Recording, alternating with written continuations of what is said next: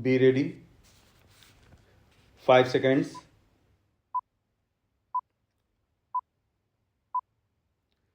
Start. Honorable Speaker, Sir, a National Digital Library for Children and Adolescents will be set up for facilitating availability of quality books across geographies, languages, and levels, and device easy accessibility. States will be encouraged to set up physical libraries for them at panchayat and ward levels and provide infrastructure for accessing the national digital library resources.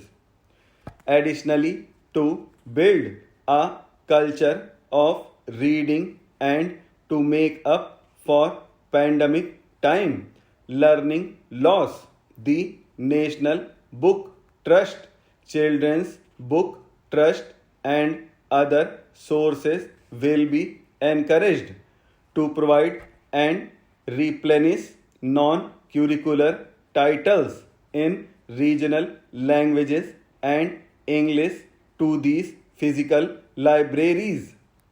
Collaboration with NGOs that work in literacy will also be a part of this initiative. To inculcate financial literacy, financial sector regulators and organizations will be encouraged to provide age appropriate reading material to these libraries. Prime Minister Vajpayee's government had formed the Ministry of Tribal Affairs and the Department of Development of Northeastern Region to provide a sharper focus to the objective of reaching the last mile. Our government has formed the ministries of Ayush, Fisheries, Animal Husbandry and Dairying, Skill Development, Jal Shakti and Cooperation. Building on the success of the Aspirational Districts program, the government has recently launched the Aspirational Blocks program covering 500 blocks for saturation of essential government services across multiple domains such as health, nutrition, education, agriculture, water resources, financial inclusion, skill development, and basic infrastructure. To improve socio-economic conditions of the particularly vulnerable tribal groups, Pradhan Mantri Development Mission will be launched. This will saturate families and habitations with basic facilities such as safe housing, clean drinking water and sanitation, improved access to education, health and nutrition, road and telecom connectivity, and sustainable livelihood opportunities. An amount of rupees 15,000 crore will be made available to implement the mission in the next 3 years under the Development Action Plan for the Scheduled Tribes. The outlay for PM Awas Yojana is being enhanced by 66% to over rupees 79,000 crore. Investments in infrastructure and productive capacity have a large multiplier impact on growth and employment. After the subdued period of the pandemic, private investments are growing again. The budget takes the lead once again to ramp up the virtuous cycle of investment and job creation. capital investment outlay is being increased steeply for the third year in a row by 33%. The direct capital investment by the center is complemented by the provision made for creation of capital assets through grants in aid to states. The effective capital expenditure of the center is budgeted at rupees 13.7 lakh crore, which will be 4.5% of GDP. I have decided to continue the 50-year interest-free loan to state governments for one more year to spur investment in infrastructure and to incentivize them for complementary policy actions with a significantly enhanced outlay of rupees 1.3 lakh crore. The newly established Infrastructure Finance Secretariat will assist all stakeholders for more private investment in infrastructure, including railways, roads, urban infrastructure, and power, which are predominantly dependent on public resources.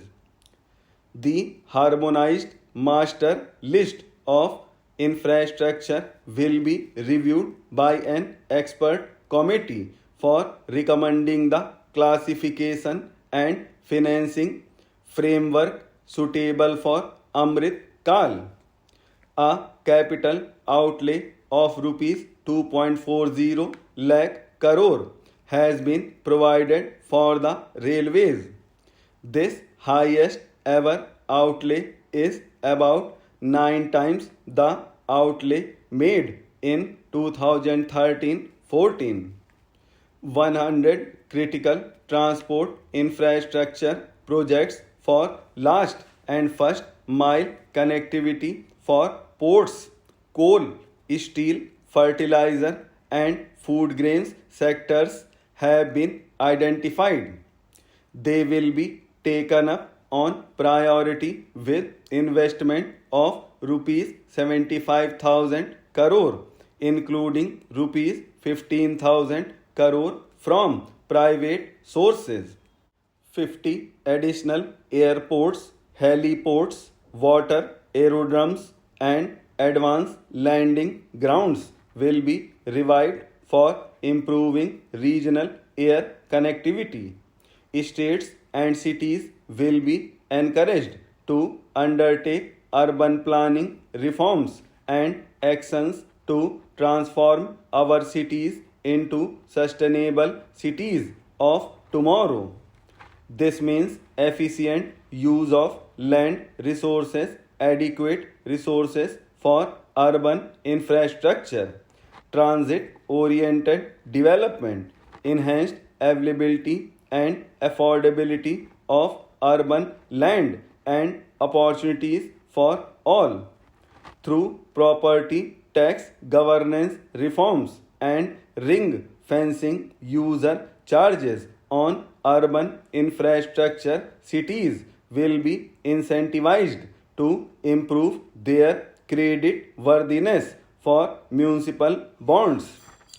Like the RIDF and Urban Infrastructure Development Fund will be established through use of priority sector lending shortfall.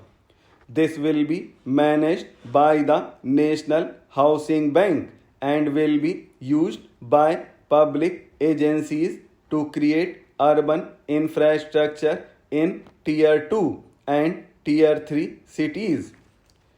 States will be encouraged to leverage resources from the grants of the 15th Finance Commission as well as existing schemes to adopt appropriate user charges while accessing the UIDF.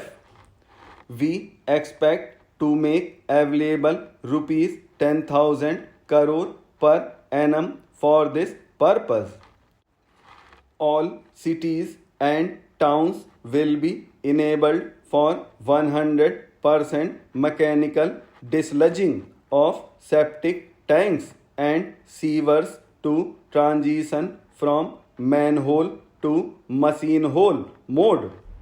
Enhanced focus will be provided for scientific management of dry and wet waste.